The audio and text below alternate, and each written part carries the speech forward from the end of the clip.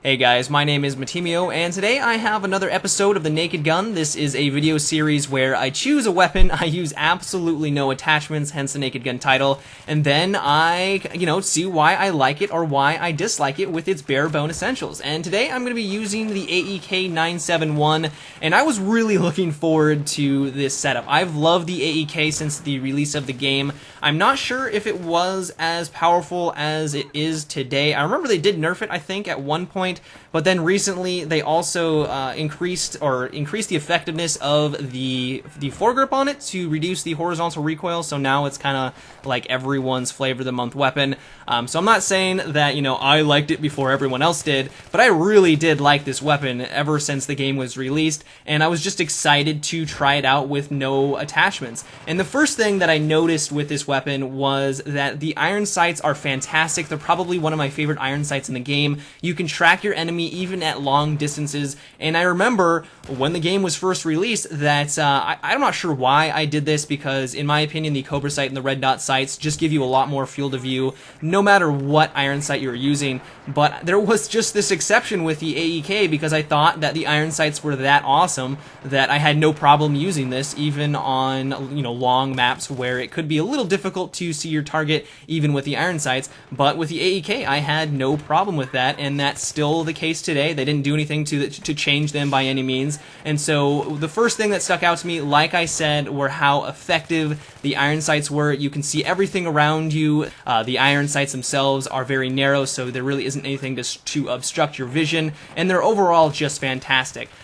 Probably one of the main reasons why the AEK is so popular right now is because of its fast RPM. It has a rounds per minute of 900, which is just blazing fast for an assault rifle, and because the Close Quarter DLC has been out for about a month now, a lot of people have transitioned over to using this weapon on those maps because it just melts face. And since there really isn't a lot of difference in damage, I mean, this does the standard 25 damage up close and 18.4 at long range, which is pretty much the same for all the assault rifles. The only thing that really distinguishes themselves from other ones is their RPM, and the AEK has RPM in spades. So it just really is a very powerful weapon up close, and probably why everyone is using it on these maps. Not only that, but the naked AEK also has a very manageable recoil. Even if you are going for a long-range shot like on Caspian Border or Operation Firestorm, sure, it's going to take you a little bit longer to line up that shot and stay on target,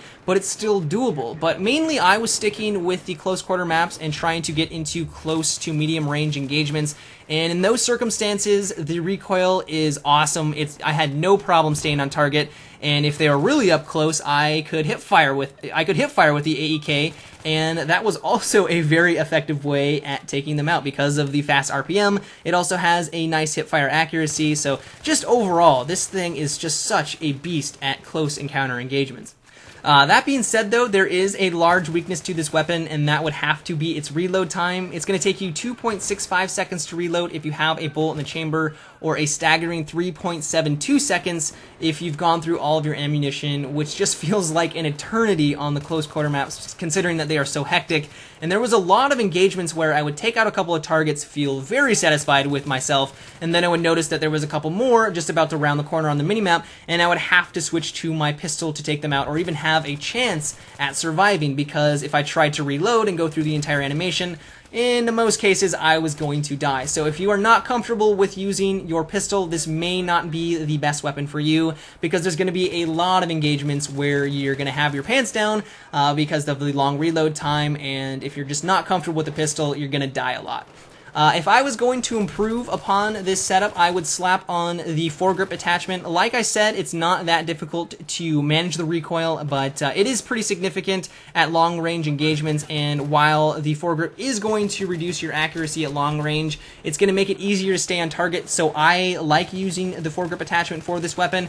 If you do want to play on larger maps like Caspian Border or Operation Firestorm, I would also use the heavy barrel attachment. It's going to offset the accuracy penalty of the foregrip and also make it so that you do a little bit more damage at medium range engagements, and it just makes you a much more effective player on those larger maps. But if you're going to be playing on the close quarter maps, I would still use the foregrip attachment, but you can also try out the laser sight. It's going to increase your hipfire accuracy and just make you a more running gun machine. I had a lot of fun using the laser sight with the AEK on the close quarter maps, and I'm sure you will as well. But that's it for today's Naked Gun, guys. I hope you enjoyed. If you did, or just want to support my channel, I always appreciate it when you give my videos a rating, and if you haven't already, subscribe for more.